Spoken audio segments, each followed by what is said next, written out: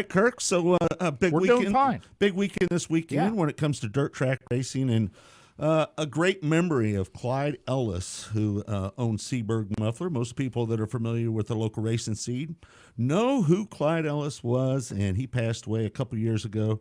This weekend, MLRA is going to represent Clyde Ellis with the memorial. And first, before we talk about that, Kirk, what are your thoughts about Clyde Ellis and your memories of Clyde? He was the godfather of racing here in Kansas City, and he did more for local racing in Kansas City than anybody that I've ever known in 30-plus years that I've lived down here.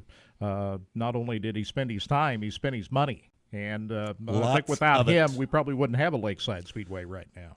I think it's safe to say that the new Lakeside Speedway would have went out of business probably in the 90s if it wasn't for Clyde Ellis. I don't know how much, but I know it was upwards of nearly $1 million that he took out of his own pocket to keep racing alive at Lakeside Speedway. He was one of the original partners at Lakeside Speedway with an ownership group, but really, to be fair, he was the man with the money out of that ownership group. And as Kirk alluded to, I concur that absolutely I do not believe Lakeside Speedway would be here today if it was not for the late, great Clyde Ellis, the godfather of local racing. Also the Larry Phillips Memorial down at Lucas Oil Speedway this weekend, Kirk. And talk about two big names. And Lakeside on top of it. I think, what year was it that Larry went undefeated at Lakeside Speedway? 1992. He was 16 for 16. And won another national championship. Now, you were the announcer that year. What stands out of that year?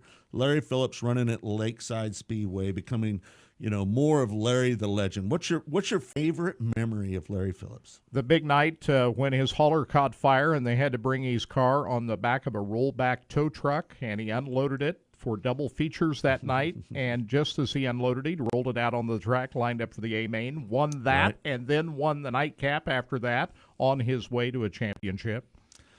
That's what I remember the most. And then in that same year, if I'm not mistaken, Kirk, didn't he